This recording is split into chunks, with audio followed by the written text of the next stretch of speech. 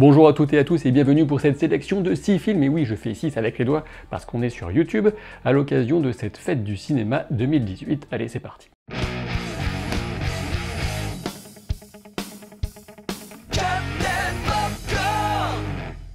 En effet, j'ai décidé de vous présenter 6 films très différents les uns des autres, en espérant que chacun d'entre vous puisse y trouver son bonheur en fonction des goûts et des couleurs. Mais avant de me lancer, je voulais donner rendez-vous à certains d'entre vous pour les 13 et 14 juillet prochains à Marseille. Et oui, c'est à l'occasion d'un événement très particulier, puisque le stade Orange Vélodrome fait son cinéma. Mais ne vous inquiétez pas, je vous expliquerai tout en détail à la fin de cette vidéo, et je vous conseille de ne pas rater cette occasion de venir faire une vidéo avec moi du côté de Marseille ces 13 et 14 juillet, mais attention, il n'y aura que 8 places disponibles. À la 6e place de ce classement, je vais mettre le seul film de cette sélection que je n'ai pas encore eu le temps de voir et que je verrai du coup certainement à l'occasion de cette fête du cinéma, et il s'agit d'Une prière avant l'aube. Ce film est inspiré de l'histoire vraie d'un jeune anglais toxicomane qui se retrouvait dans l'enfer d'une prison thaïlandaise. Et il a doucement remonté la pente en passant par de terribles combats de boxe thaï. On peut dire que ce long métrage se situe à la rencontre entre film carcéral et film de boxe, mais attention, on est plus du côté du drame que du film d'action. Du coup, ne vous attendez pas à retrouver un clone d'Undisputed avec Boyka qui fait des coups de pied sautés retournés. Avec Une prière avant l'aube, on est dans le dur, et d'ailleurs on doit à son réalisateur Johnny Mad Dog un film sur un enfant soldat qui était déjà très réaliste. Pour ce qui est du rôle principal, si vous suivez comme je vous l'ai recommandé à maintes reprises la série Peaky Blinders, je suis certain que vous serez ravis de retrouver Joe Cole, qui est un des membres éminents des Peaky fucking Blinders. En gros, un film qui s'annonce aussi viscéral que sensoriel, mais pas vraiment destiné aux âmes sensibles. Je me ferai mon propre avis en le voyant. Et j'enchaîne avec, en 5e position, How to Talk to Girls at Parties, un film assez étrange, un petit peu bancal, à tel point que j'ai hésité à vous le conseiller ici. Si vous cherchez un film qui mélange originalité, science-fiction bizarre, ambiance punk, naïveté adolescente et message New Age, vous y trouverez peut-être votre bonheur. Et si ce film est bourré d'imperfections, c'est aussi ce qui participe à le rendre aussi singulier par rapport à la grande masse des productions audiovisuelles actuelles. John Cameron Mitchell nous emmène dans la contre-culture punk de 1977 dans la grisaille urbaine anglaise, aux côtés de 3 ados aussi fans de musique que de l'idée de leur prochain dépucelage, et qui tombent sur une colonie d'extraterrestres en latex. Et oui, je vous confirme que c'est aussi bizarre que ça en a l'air, et même peut-être encore plus, et le film alterne entre certaines fulgurances et des longueurs, et du coup on passe tantôt de « mais qu'est-ce que je suis en train de voir » à « oh mais qu'est-ce qu'ils sont mignons ». On y retrouve notamment Nicole Kidman, et oui, dans un rôle secondaire assez sympa, mais c'est surtout la performance de Elle Fanning qui m'a permis de rester vraiment accroché. Elle incarne la grâce décalée et la bizarrerie débridée comme personne. Et j'ai failli oublier de mentionner la présence de Tom Brooke, que vous reconnaîtrez notamment si vous regardez la série Preacher. Et puis évidemment, puisqu'on parle de punk, vous trouverez dans ce film un message sur la façon dont certains courants culturels cherchent à résister à cette machine à broyer et à uniformiser qu'est la société. Ah oui, au fait, toute cette étrangeté vient à la base d'une nouvelle de Neil Gaiman, ceci expliquant peut-être cela.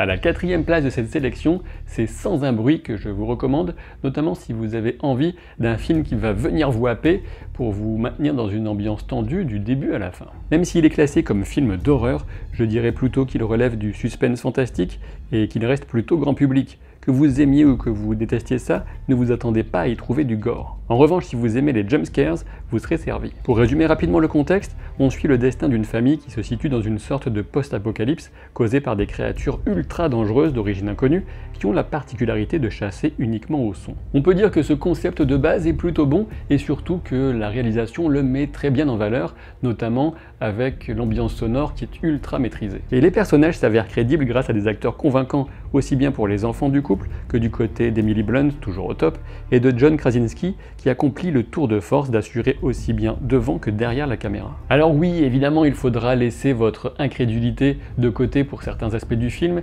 et on peut dire que dans sa globalité, le scénario n'est peut-être pas suffisamment surprenant, mais en tout cas, ce qui est assez intéressant, c'est que souvent les personnages se comportent de façon bien moins débile que dans Jurassic World 2 par exemple. En numéro 3 de cette sélection, ah oui 3 sur YouTube, si vous cherchez de la bonne science-fiction divertissante, je vous conseille tout simplement Solo. Bah oui, je suis un déglingos. Comme vous le savez sans doute déjà, j'ai consacré une critique entière au film qui est selon moi jugé de façon très injuste par rapport à sa qualité réelle. Si vous aviez des réserves ou des doutes, la fête du cinéma donne justement l'occasion de découvrir le film à moindre prix, et je pense qu'une bonne majorité d'entre vous ne seront pas déçus au final. De mon point de vue, le relatif échec commercial de ce film est dû à plusieurs phénomènes qui qui ne sont franchement pas directement liés à sa véritable valeur. Le premier phénomène, c'est le sentiment de rejet qu'a provoqué The Last Jedi chez bon nombre de spectateurs.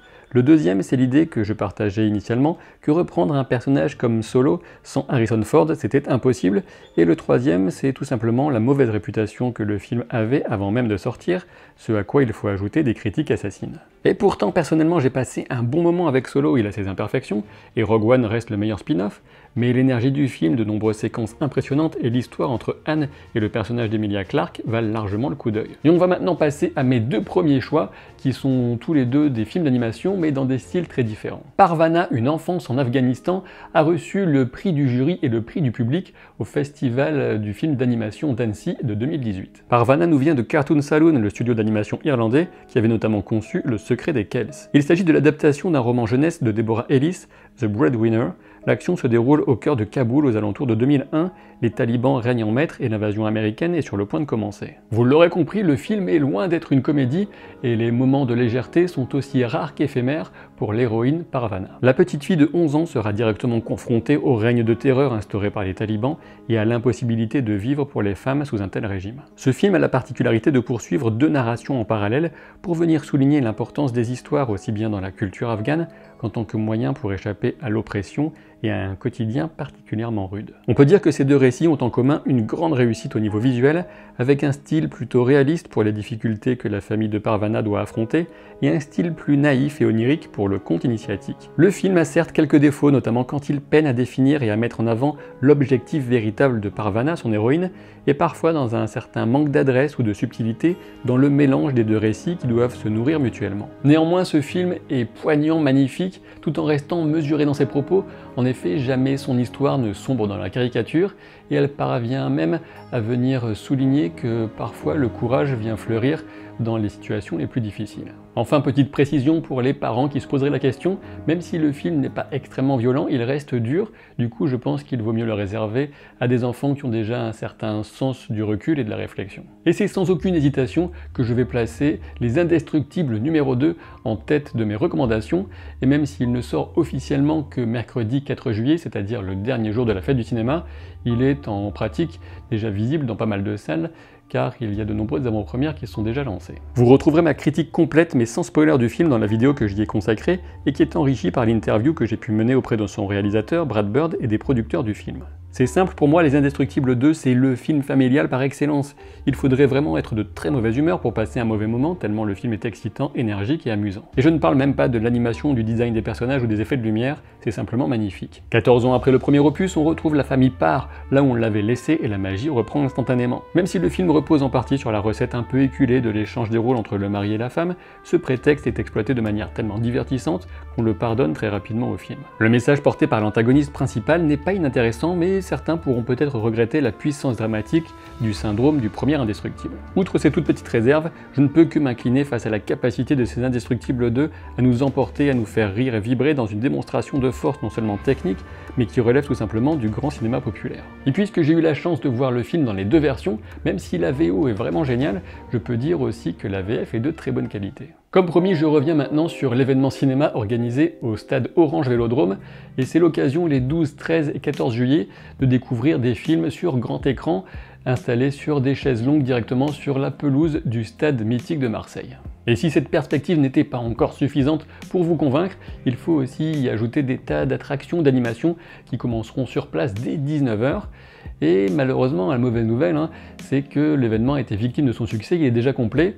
Et la bonne nouvelle, c'est que j'ai 8 places à vous faire gagner pour venir participer avec moi sur place à une vidéo exceptionnelle. Il s'agira de la première vidéo sponsorisée de cette chaîne, mais j'ai eu envie d'en faire une occasion de rencontre avec vous, puisque cet événement est placé sous le signe du partage autour de l'amour du cinéma. Pour entrer plus dans le concret, dans le pratique, si vous voulez me rejoindre sur place, si vous êtes aux alentours de Marseille ou à Marseille même les 13 et 14 juillet, eh bien déjà il faut que vous soyez à l'aise avec l'idée de discuter avec moi et d'apparaître dans la vidéo qui sera diffusée ensuite sur YouTube, bien évidemment.